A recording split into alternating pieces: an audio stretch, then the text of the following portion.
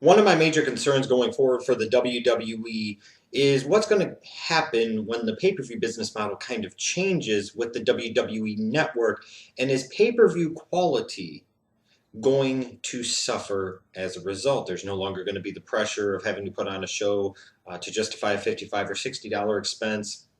You're basically only trying to justify a $10 a month expense. This Elimination Chamber pay-per-view did not do a lot to help ease some of those concerns. If anything, it amplified them and ramped them up a little bit. Because a lot of this show felt like it was nothing more than something I should see on a Raw or a SmackDown, and not a particularly good Raw or SmackDown, putting the pressure really on two matches to deliver and ultimately carry this show.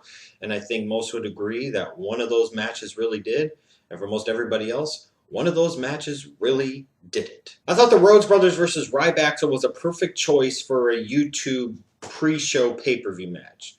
It is. No titles involved. Not a lot of real story here. Just an excuse to get some guys on the actual show in some way, shape, or form. It was really cool to see Larry the Axe Hennig. It was kind of cool to see Curtis Axel get a little bit of a babyface reaction from his hometown Minneapolis crowd. I was kind of disappointed that he didn't get to do the perfect plus, but as somebody reminded me on Twitter, why? Just so somebody could kick out of it? Good point. Well played. I was really disappointed that Ryback didn't eat the pinfall here. Although with Curtis Axel being in his hometown, I should have known better. My bigger disappointment, though, is the fact that they really didn't do anything to begin any major friction or breakup between Cody and Goldust. That's what I was hoping they were going to do here, and they didn't. But at least they had the proper match on the YouTube pre-show this time. The match that officially kicked off the pay-per-view was Jack Swagger versus Big E for the Intercontinental title. And at the beginning, this started off kind of slow, and you're like, ooh, this could be kind of painful. But then as the match progressed, it actually picked up a lot of steam, and the crowd really got into it. At first, they weren't really behind Big E, but as the match progressed, again, that changed. He did one or two really cool things to kind of help his cause here. And this ended up being, believe it or not, a solid opening match on a pay-per-view. Probably still felt like more of a really good Raw or SmackDown mid-card title match than anything, but a good performance here for Jack Swagger, and in particular, I think more importantly, a good performance for Big E. I just feel bad for anybody that steps in the ring with Big E, because ultimately, you're going to bleed, and you're going to bleed the hard way. So the opening IC title match did its job. It started to warm up the crowd, and then we got the tag title match, which seemed to instantly deflate the crowd. Oof, not good. You know, I'm all for the Usos not winning the belts here. I think that should be saved for another moment, a bigger moment, a more important, more significant moment at WrestleMania 30. I agree with the booking decision. Man, this match was kind of disappointing. I was expecting a little bit more, maybe just a little bit more. It seems like the New Age Outlaws to me look very old and somewhat disinterested in really putting their bodies on the line to actually have a good match here. It seemed like the chemistry between them and the Usos was not all there. Hopefully they get this worked out, and hopefully they don't just screw the pooch and blow their load too early by having the Usos win the belts on Raw, because that would be freaking stupid. If that was the case, you might as well have done it right here on the pay-per-view. As it is, I think you've still set the table well, at least in theory right now, to have them get their big moment at WrestleMania 30, and that's what everybody wants, because just like me, everybody loves Samoa. I really had no problem with Darren Young and Titus O'Neil having a match here on the pay-per-view, even though this was a feud that was primarily done on SmackDown, and I had a feeling deep down was going to feel more like just another match you would see in the middle of a show on a Raw or a SmackDown, and that's exactly what happened. If you were really trying to get Titus O'Neil started off on fire with this heel turn, this match did not help that cause. Maybe it's in part because of the deflating tag title match that came before, I don't know, but the crowd really wasn't into this. They really never got into this, and it seemed like Darren Young and Titus O'Neil didn't have great chemistry, and they were just kind of going through the motions and didn't really do enough, in my opinion, to try and really get the crowd involved in the match, or at least really try to get some heel heat on Titus O'Neil. So even if this would have been a Raw or a SmackDown match, it still wouldn't have been all of that good. I don't think it's particularly surprising to myself or most of you that the match that ended up stealing the show and being the match of the night was easily the Shield versus the Wyatt family in this six-man tag. I don't think that's a major shock to anybody. Now looking at it, since they weren't going to have him in a chamber match, I'm glad that they placed him on the card where they did, right in the middle of the show. Because at this point in time, this show really, really needed something, in my opinion, to make it feel like something other than just a standard cookie cutter Raw or SmackDown. And we got that here. I really loved how these two teams started off this match. It did start off kind of slow.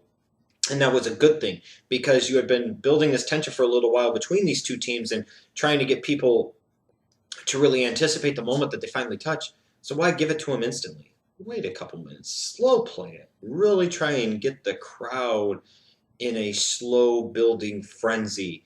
And that will really help get them involved in the match. You know, this match here was really damn good. I'm a little torn if I think that this match or the match between Daniel Bryan versus Bray Wyatt at the Royal Rumble was better, but I think it's incredibly encouraging for Bray Wyatt as you go forward in 2014 and beyond, that right now, I think beyond question, you would have to say easily two of the WWE's matches of the year, maybe the top two, both involve Bray Wyatt, and two of the best matches in professional wrestling so far this year both involve Bray Wyatt. That serves very well for him down the road, you would think, potentially making him a potential opponent, at least for Undertaker next year at WrestleMania 31.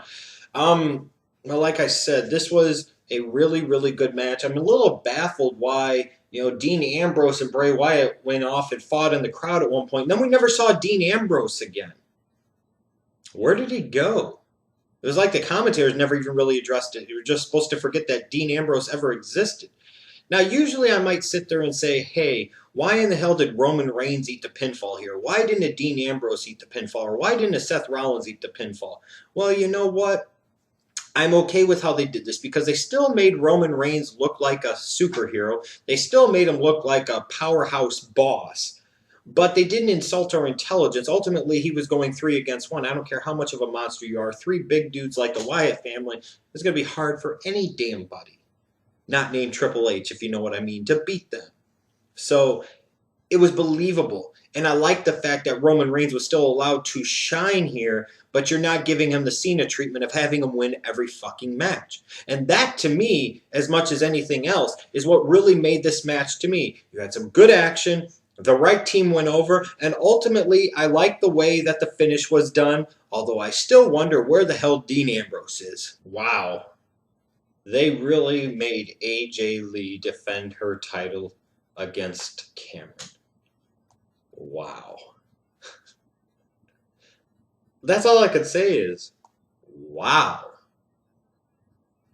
At least they are trying to tease a breakup between AJ and Tamina, and maybe that'll be your Divas title match at WrestleMania, and that could actually be kind of good. But it's funny all of a sudden that even though AJ Lee is your longest reigning Divas champion in history, they have no storyline for her whatsoever, and they hardly even feature her on television. I'm not surprised they threw her in here on this pay-per-view because they needed to fill some time, but god damn. Wow. Cameron got a title match on a pay-per-view. So I said before that ADR and Batista had a real purpose on this card. Not only was it to get your Royal Rumble winner involved on your pay-per-view that helps set the table for WrestleMania, but more importantly, Batista needed the ring work to kick off some of that ring rust and get his ass in ring shape. And man, oh man, he still got a long ways to go. He was fucking gassed when ADR was beating him up with a crutch. Wow. And this is the guy that is going to headline a main event WrestleMania 30. Batista trended on Twitter. Main event time, the WWE World Heavyweight Championship Elimination Chamber match. And I have to be honest here. This match didn't measure up to Shield versus the Wyatt family, and that's just the truth. A lot of us probably had that feeling going in, and it seemed to live up to that expectation. Not one of the better chamber matches I've seen, actually. Maybe some people disagree. It's a subjective thing. Some people might agree with me. Some people might say it's one of the worst chamber matches. It had trouble keeping my interest. There were a couple of moments, but in general, the match was just kind of meh. It actually felt very boring. Two things that I did realize or did learn or did get a reminder of, at the very least, I should say, with this match is one, how the WWE does business, and 2, the double standards and hypocrisy of the internet wrestling community. When we talk about the way the WWE does business, did you really, really expect anything other than what ultimately happened? Did you really think Cesaro was going to get a big run in this match?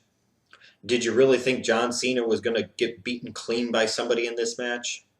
Did you think Christian was going to have a nice long run in this match and make it to the final 2 or 3? Did you think anybody other than Randall Keith Orton was ultimately going to win this chamber match? Seriously, you really thought Daniel Bryan was going to win this? At what point in time has the WWE indicated to you that they were actually going to listen to you? At what point in time has the WWE up to this point indicated to you they're going to do anything other than Batista versus Randy Orton for the title at WrestleMania 30? What makes you think that? And now we get to the double standards and the hypocrisy of the IWC. When we talk about Daniel Bryan, like let's say he's wrestling a Dolph Ziggler or he's wrestling a CM Punk. Oh, when it's one of those guys, it doesn't matter who wins or loses. I just want to see a great match and da-da-da. But all of a sudden now, he's in the chamber match. He's wrestling for the title. And all of a sudden, the match could have been a 5-star classic, but if Daniel Bryan didn't win, you're fucking pissed off to all hell. Where's the consistency here? See, any other time you're okay with just the match quality, doesn't matter if he wins or loses. Now you act like a bunch of butthurt fans if your guy doesn't win. Now all of a sudden it seems like you don't ever want Daniel Bryan to lose at all. You want him to basically win every fucking match like a John Cena would win every damn match. Is that what you want for Daniel Bryan? You want him to start getting the John Cena treatment? Oh, but let me guess. If Daniel Bryan won every fucking match, that would be awesome to you and would be totally and completely different from a John Cena doing it all. Bullshit. If anything, Daniel Bryan to me is much more appealing as a babyface because of the fact that he doesn't win every fucking match. Because he actually has to deal with barriers and hurdles and obstacles and challenges and problems. He doesn't just automatically get everything handed to him. He doesn't just overwhelmingly dominate everything. He actually has to fight and claw and scratch his way. To me, that is much more appealing than a guy that just goes out there and beats every fucking buddy no matter what. It is. But some of y'all seem to think that Daniel Bryan should win every fucking match. You want him to get the Cena treatment. All of a sudden now, you've forgotten how you are any other damn time when it involves Daniel Bryan. I just want to see a great match because he's one of the best motherfucking wrestlers in the world. And now all of a sudden, wins and losses really matter. What a bunch of double standard, hypocritical bullshit if I've ever heard it. I've seen some suggestions talk about, well, they have to give it the WrestleMania 20 treatment and put Daniel Bryan in the match. One big difference. Benoit had never been World Heavyweight Champion in the WWE, and he won the 2004 Royal Rumble, you dipshits. Do we not remember this? It is a key and distinct difference. And this whole thing of, Daniel Bryan and him getting into that match for Mania, a lot of fans are sitting there and shitting on Hulk Hogan, and they're not happy about him coming in just to host WrestleMania 30. God forbid the WWE would get all the positive, big, mainstream free press and publicity that they got from his appearance there, as they showed you during one of the highlight packages during this pay-per-view. How would the internet react if it was Hulk Hogan that inserted Daniel Bryan into that match at WrestleMania 30 for the title? Oh, then it would be Hogan trying to suck off of Daniel Bryan's heat instead of sitting there and referring to Hogan as your fucking hero and your savior because he put Daniel Bryan in the title match of the deal. Jesus Christ.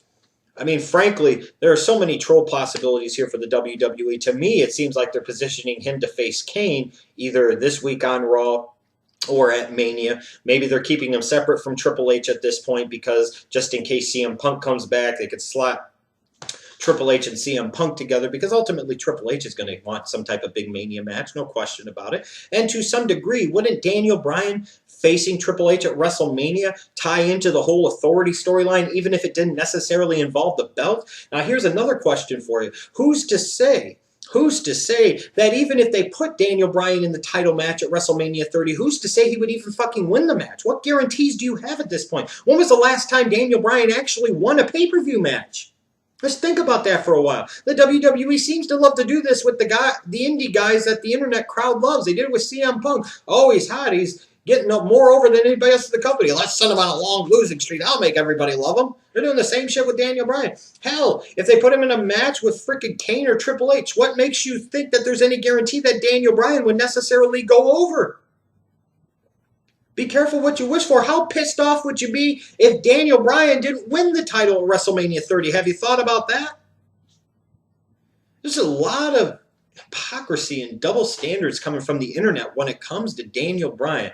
Like I said, any other time it's all about match quality and it doesn't really matter who wins or loses. But now it's Daniel Bryan wrestling for the title and all of a sudden, oh my God, if he doesn't win, this is bullshit. This whole company is bullshit. This show is bullshit. And I'm never streaming another pay-per-view. I'm just buying the WWE Network, but I'm not going to like it.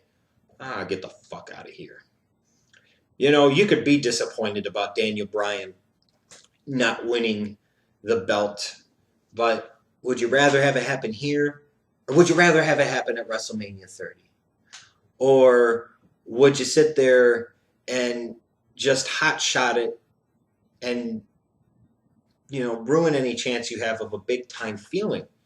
You know, for all these people that are seeming to give the WWE the benefit of the doubt, especially the people that either work in the WWE currently or used to work in the WWE, shut the fuck up.